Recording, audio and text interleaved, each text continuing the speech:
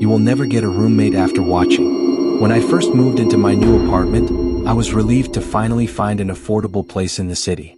It was a 2-bedroom unit, and I was sharing it with a roommate named Daniel. We hadn't met before, but from his messages he seemed like a nice, quiet guy. Perfect, I thought, because I needed peace to focus on my studies and job. When I arrived, Daniel wasn't home, but he had left a note on the kitchen counter. Hey, welcome. I'm working late today, so I won't be back until around midnight. Make yourself at home.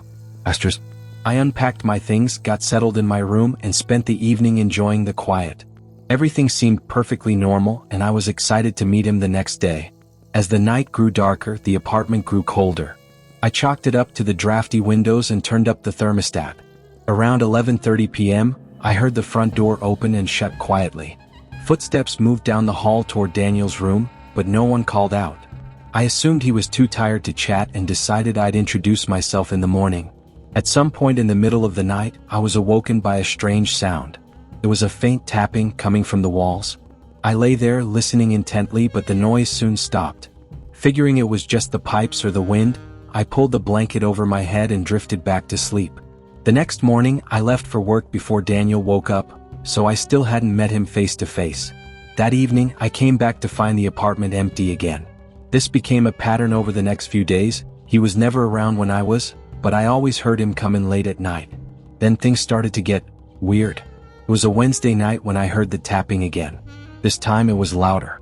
I tried to ignore it, but as I lay in bed, I could hear it shifting through the walls as if someone, or something, was moving inside them.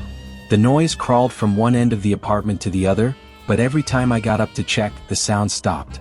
I told myself it was just the building settling or an animal in the walls. That night, as I was drifting off to sleep, I thought I heard whispering. It was faint but persistent. I couldn't make out any words, just the soft, raspy murmur of a voice. I sat up in bed, straining to listen, but the sound disappeared the moment I paid attention. My heart raced, but I eventually convinced myself that it was all in my head. The next day, I ran into one of the neighbors in the hallway. She was an older woman who lived in the apartment directly across from ours.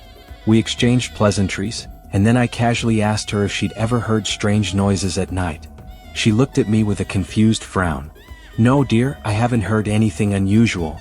But, how's your roommate settling in? You mean Daniel? I smiled and shrugged. I haven't actually seen him yet. We've been on different schedules. The woman's face went pale. Daniel? She asked, her voice shaking slightly. Yeah, my roommate. I haven't met him in person yet, but I hear him come home late every night, I said, suddenly feeling uneasy. The neighbor's eyes widened. Dear, there's no one living with you. Daniel hasn't been around for months. Not since he... Her voice trailed off and she glanced nervously at my door. You should leave that apartment. Immediately. My blood turned cold. What do you mean? The woman looked around as if making sure no one else could hear. Daniel, he was the tenant before you. He died in that apartment 6 months ago. Some say he never left. I laughed nervously, but the cold grip of fear tightened around my chest. That's impossible, I muttered. I've been hearing him come home every night. His stuff is still in his room. The woman shook her head. No one has touched that room since his death. His parents haven't been able to bring themselves to clear it out. They say the room gives them chills. I rushed back to the apartment, my heart pounding. The moment I stepped inside, I felt it, the oppressive chill in the air, much colder than before. I walked down the hallway, feeling as if I were being watched. I stopped in front of Daniel's room. The door was ajar, but I hadn't touched it since I moved in. I pushed it open.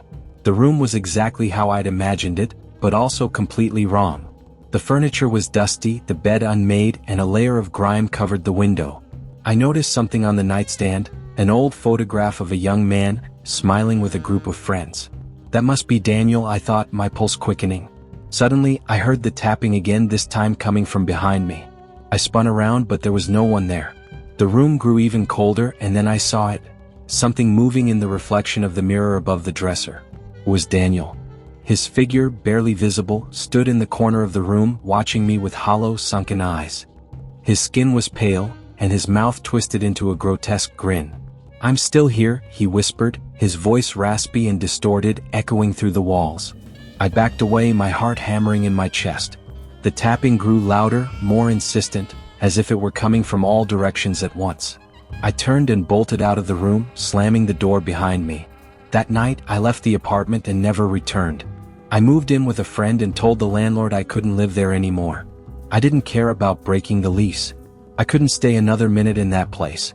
To this day, I wonder if Daniel is still there, lurking in the walls, waiting for his next roommate.